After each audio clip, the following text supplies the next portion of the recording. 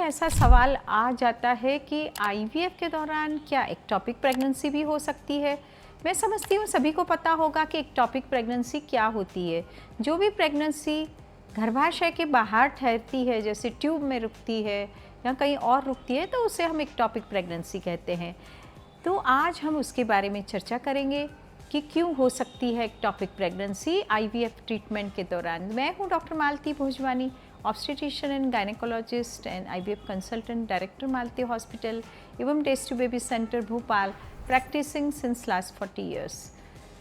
सो हम सभी जानते हैं कि आईवीएफ एक संतान विहीन दंपति के लिए एक बहुत ही वरदान है और कई सालों की संतान विहीनता के बाद दंपति को ये सौभाग्य प्राप्त होता है और इसी दौरान यदि उन्हें एक्टॉपिक का समाचार मिलता है तो ये बहुत ही दुखद हो जाता है।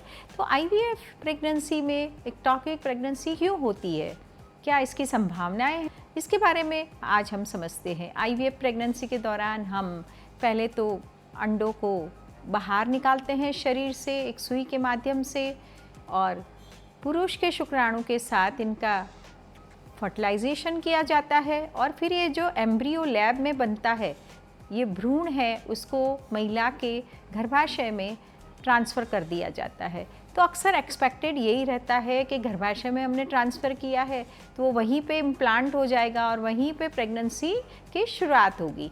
लेकिन ये जानना बहुत ज़रूरी है कि शुरू के 2 दिनों में ये एम्ब्रियो फ्लोटिंग रहता है, ये चिपकता नहीं है, ये अपने लिए सही स्थान की तलाश में रहता है।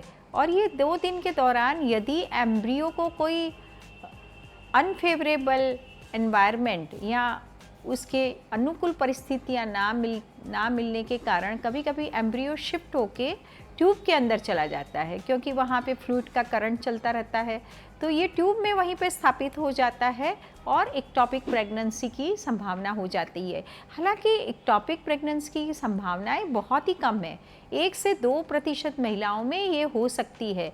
लेकिन हर एक महिला को ये ध्यान में रखना बहुत ही आवश्यक है कि हाँ, एक्टॉपिक भी हो सकता है और ये डॉक्टर की कंट्रोल में बिल्कुल ही नहीं रहता है, ये एक जटिलता भरी कंडीशन होती है। तो हम इसके बारे में कैसे जागरूक रहें वो जानना बहुत ज़रूरी है।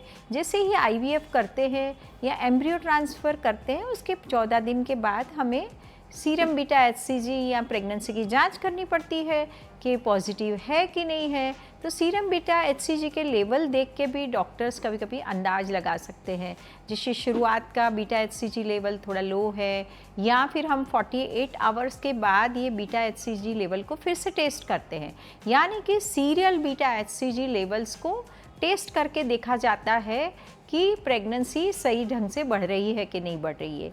यदि एक्टॉपिक प्रेगनेंसी या जिसे अस्थानिक गर्भधान कहते हैं, यदि इसकी स्थिति बनती है तो सीरम बीटा एचसीजी लेवल जो हम सीरियल वे में करते हैं या हर 1 दिन छोड़ के करते हैं या 2 दिन छोड़ के करते हैं, तो उनके बढ़ने का अनुपात सही नहीं रहता। उनकी बढ़ने की जो क्रम है, उनका बढ़ने की जो स्पीड है वो ठीक नहीं रहने के कारण भी डॉक्टर कभी कभी संशय कर सकते हैं।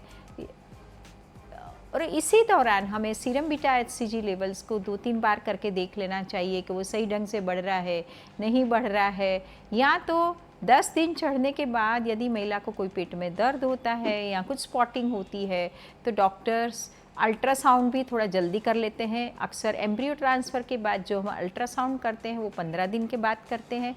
Serum beta HCG test positive आने के 15 दिन बाद करते हैं और उसे में हमें गर्भस्थ एम्ब्रियो की शिशु की स्थिति सही ढंग से दिख जाती है कि उसका इम्प्लांटेशन सही जगह पे हुआ है, उसकी पोजीशन सही है, उसमें धड़कन है कि नहीं।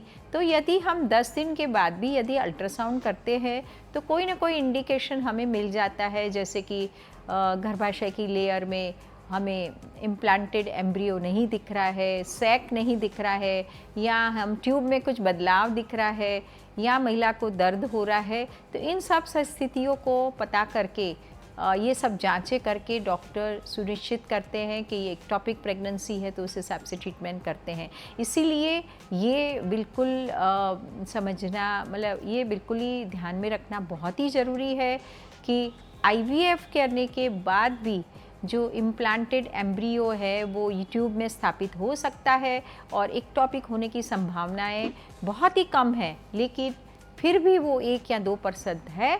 तो सभी गर्भवती महिलाओं को इस कॉम्प्लिकेशन के बारे में, या जो भी कपल्स इस आईवीएफ की पद्धति से अपना ट्रीटमेंट करा रहे हैं या उनको प्रेगनेंसी हासिल हुई है, उन्हें समझना बहुत ज़रूरी है कि ये कॉम्प्लिकेशन हो सकता है। और एक्टॉपिक प्रेगनेंसी के बारे में मेरा एक डिटेल वीडियो है, तो उसका लिंक आपको डिस्क्रिप्शन बॉक्स में मिल जाएगा, आप उसे ज़रूर देखें। और एक्टॉपिक प्रेगनेंसी क्या है, उसकी क्या जटिलता है, उसके बारे में भी सारी जानकारी आपको पता रहेगी, तो आपको ये विषय समझने में बहुत ही आसानी हो जाएगी। फिर भी एक्टॉपिक प्रेगनेंसी और आईवीएफ प्रक्रिया, इसके बारे में आपके मन में यदि कुछ दुविधा है तो आप ज़रूर से मेरे कमेंट बॉक्स में डाल सकते हैं। मेरा ये वीडियो आपको ज़रूर से अच्छा लगेगा, आप इसे शेयर करें, लाइक करें और मेरा यूट्यूब चैनल सब्सक्राइब करें। नमस्कार, धन्यवाद।